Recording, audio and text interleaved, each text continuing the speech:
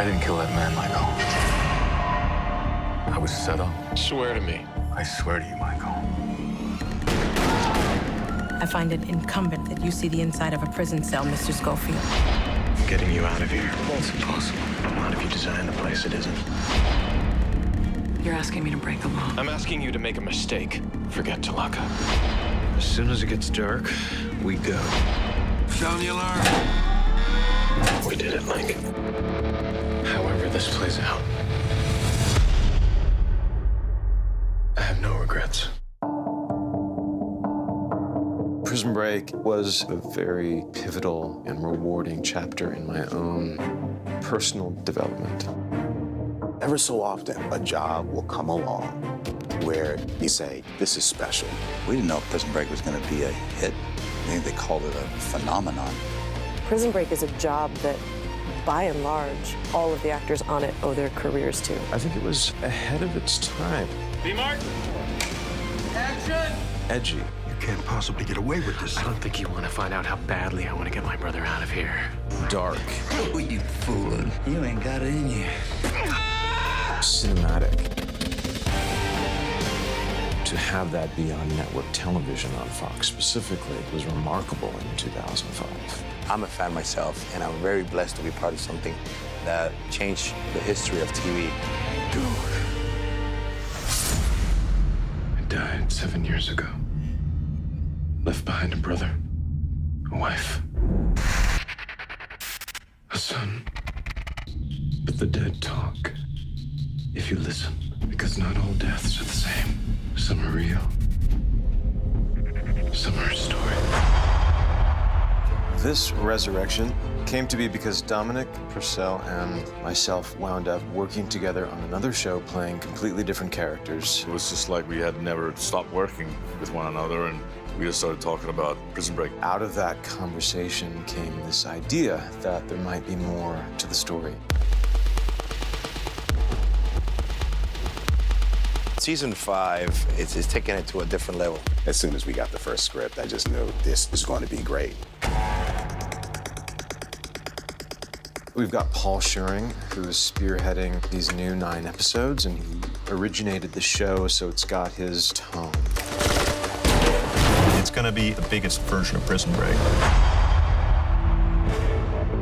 We're introducing new aspects of these characters. We're housing that in this massive international story that spans the entire world. It feels like the biggest season of Prison Break ever. It has this epic mythological scope. Paul Scheuring, the creator, was really excited about doing a cool, action-packed season 5 that captures the intensity and the adrenaline of the first season. 2, 1, It's not just about breaking out of prison. That's the beginning of the story. The goal is to break out of the country itself, out of the entire Middle East. All the people that you loved from the original Prison Break will all play a very significant role in helping Michael and Lincoln get out of this alive. It feels like it's happening out there in the world today. At the same time, it's a continuation of the same themes that worked so well the first time around: family, sacrifice, loyalty, and brotherhood.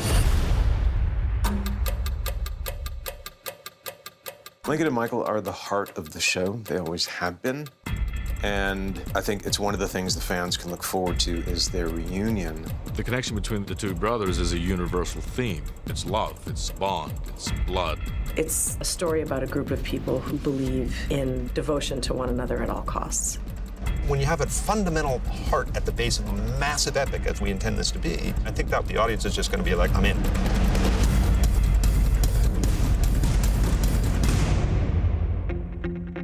Prison Break fans are by far the most vocal and loyal that I've ever encountered, which, given that we've been off the air for 7 years, is remarkable. It's something you never quite get used to. I'm humbled by it, and I'm very grateful to the show and the fans. It is great that we have so many of the old cast back, because I think it's one more thing for the fans to look forward to. But we've also got a handful of great new characters as well. It really is bringing all of those pieces, all of that family back together again, and that is the heart of the season. Still tight as scales on a snake. Teabag gets out of prison, and then boom. Must have friends in high places, Bagwell. No cesspool like you gets his walking papers, and I'll never know. He gets the first clue. And one last piece of correspondence. And he's right back into it again, of the very thing that he did not want to be involved with again, which is Michael drawing him in. Lack-a-day. Lincoln has gone to the depths of despair at this point. He's lost his brother. It's been 7 years. Before you know it, Lincoln was back in the old hood doing odd jobs, moving things from A to B for gangsters, crooks. Burroughs, how about you step out and pay us the $100 grand you owe us? He gets information from Teabag that there's a possibility that Michael may be alive. Seems fate has deigned to join us at the hip once again. Have a look-see. Looks like your brother might just be alive.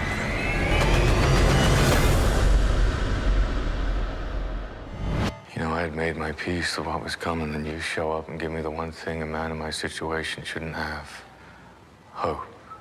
Now that's gonna be taken away. Don't do this, Link. I got 3 weeks. What do you want me to do? Michael was someone that always used to show him the way to a degree, and he didn't have that guiding light in his life. My life's been a mess ever since you left. Falling back into my old ways. Here's a guy who lost what was most near and dear to him, which was his brother. Hey, Mark. When the potential of his brother being alive comes on his radar. If you don't get off my deck, I'm gonna crack your skull. I get a surprise visit from Teabag, who Lincoln despises. Have a look-see. Teabag said he thinks Michael's alive. It's impossible. That's what I thought. He starts this journey off into the world, which is to find out, ostensibly, is his brother alive? No, you want it to be true. Losing a brother. Massive hole that leaves in your life. Sarah, she has moved on with her life. You're talking about a woman that had this profound, life-changing relationship with a man 7 years ago that lasted less than 2 years. Michael was sick. He was terminally sick. And he died. She's a different person than she was before. She was never a wife and mother in the show, and she certainly was never a widow. I don't know that Sarah would have made it were it not for her son. I think her son has become the center of her universe, partly because he's all she has left of Michael. As he gets older, is more like his father every day. He looks more like him, he thinks more like him. What was my father like? My real father. Somewhere along the way, without looking for it, she met a man who was willing to take what she had left to give, which isn't a lot. Jacob Ness is a professor of game theory at the University of Ithaca. He's a really good guy. He's basically there for her in her moment of need, and he has stepped in to raise a child who's not his own, and he's done it with generosity and class. I don't think Sarah and her new husband, Jacob, are under any delusions that this is like a love of your life kind of a situation. But I think there's respect, and there's friendship, and there's comfort. I've got a stake in this too, okay? This is my wife, my son. The reintroduction of the possibility that Michael might be still alive starts to threaten that relationship, because she's very conflicted, because the man she's married to is a wonderful guy. But, of course, we as Prison Break fans are like, well, but you gotta get Sarah and Michael together. I think Michael and Sarah, they will be drawn towards one another kind of no matter what. Ultimately, these are two people who would do anything for each other. The question is he still the man that she remembers? Is he deserving of her love? Is he deserving of a happy ending? Your brother's dead, Lincoln. Where is he dead? Where's the body? If he's been out there for all of these years, what, did he abandon his own son? Can he still call himself a good man? Is he still considered a hero? Is he worthy of Sarah and their child? Michael Schofield was like a storm, and frightening and mysterious. And he would show up in your life out of the clear blue sky, and then he would disappear just as quickly. But storms, they can come back, can't they?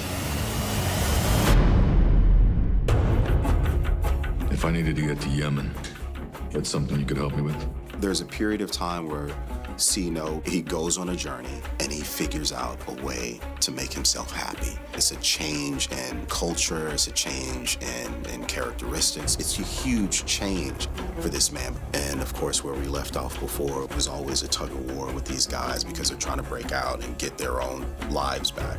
How is this friendship or this lack of friendship going to mesh right now? Lincoln is in search of C-Note, and he finds him in a mosque, and he needs my help. I thought he was dead. So did everyone. Because the clues are leading to a country far away is to come to a guy like me, C-Note, who has ties in the country where Michael could possibly be. Needs C-Note to come to the Middle East, negotiate and translate. We do a little research and we're off and running. You really got contacts? Contacts with contacts.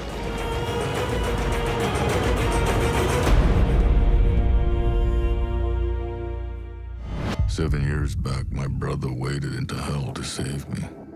He was a genius that no prison could hold. We need to break him out, wade into that hell and find him, and bring him back to life."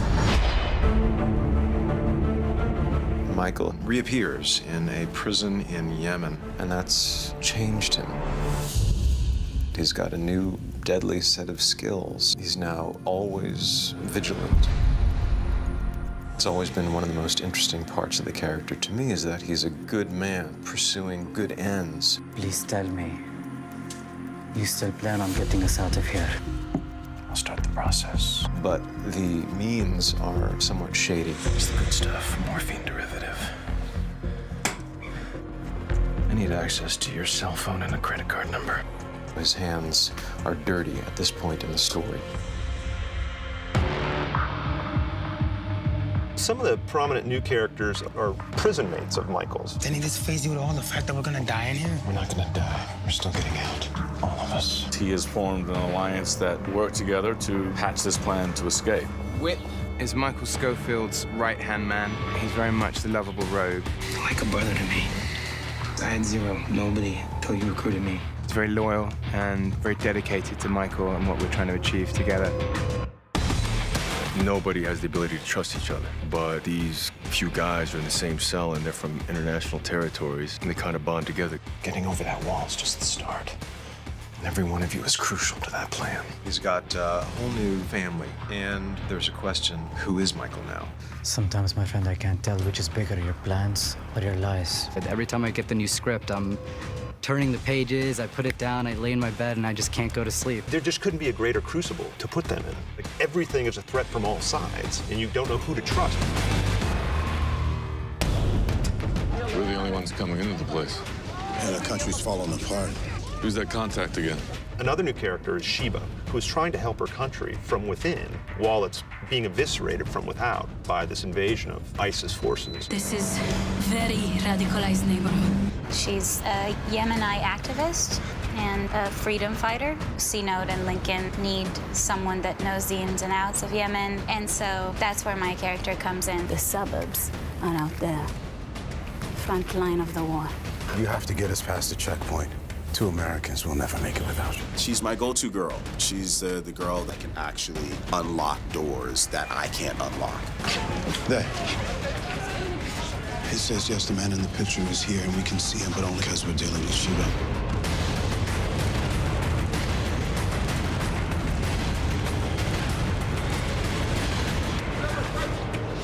Michael. New tats.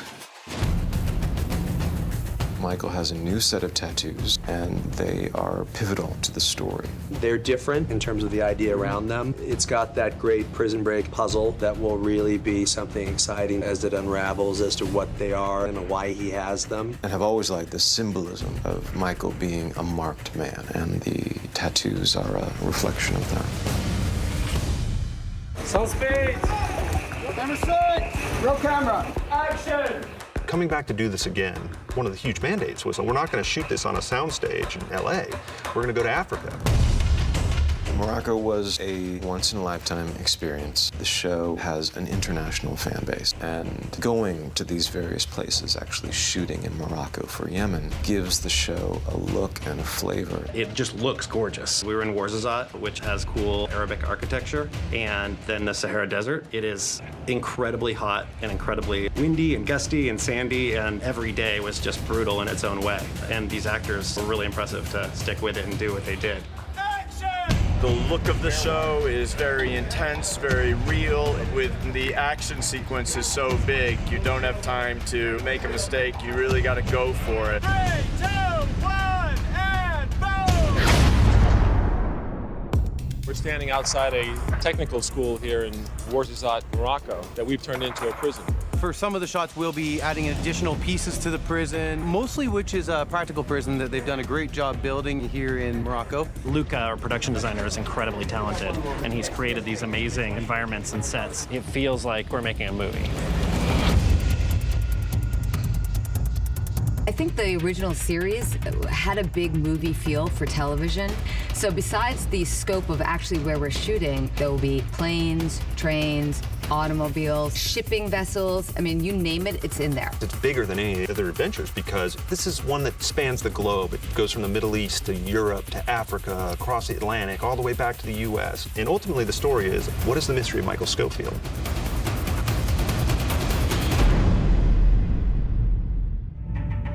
I was a fan of the original series. At the time when it first came out, I read the script. And when I read it, I was blown away because it just was a perfect kind of story set up for a show.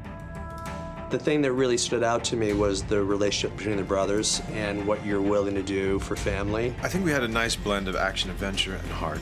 It was about family, it was about sacrifice, it was about loyalty, brotherhood specifically, as well as like the cliffhangers and the cool engineering stuff and the tattoo. It has that DNA of the original Prison Break, and we all felt that there was more story to tell. It's going to be incredibly exciting. I think this is going to be better than the original Prison Break.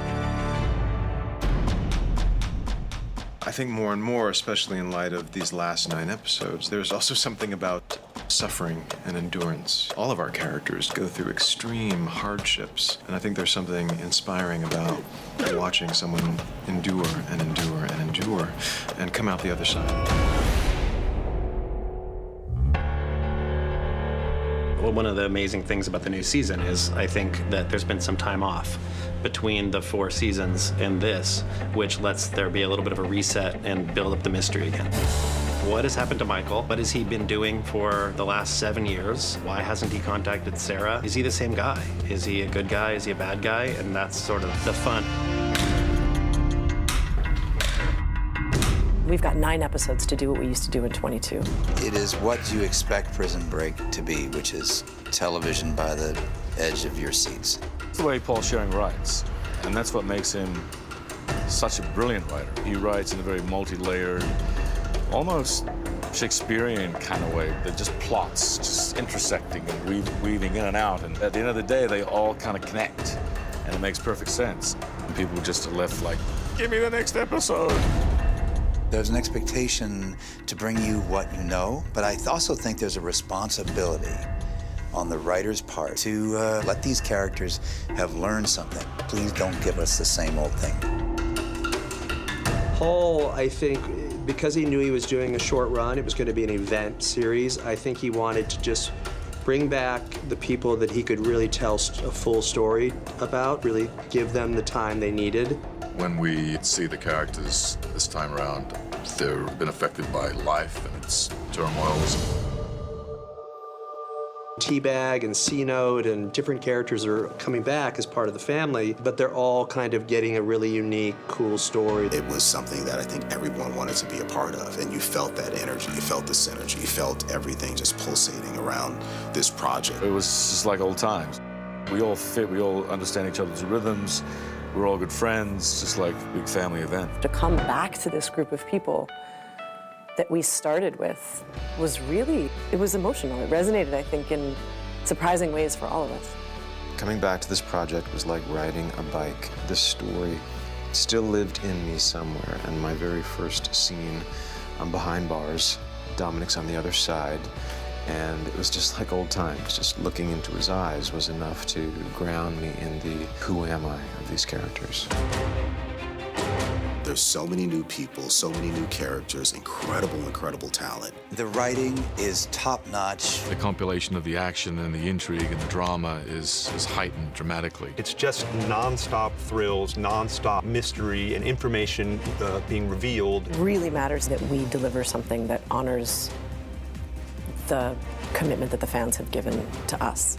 You can expect what you always saw in Prison Break, which is a lot of shorter nails and a lot of, no, wait a minute, I gotta wait till next week.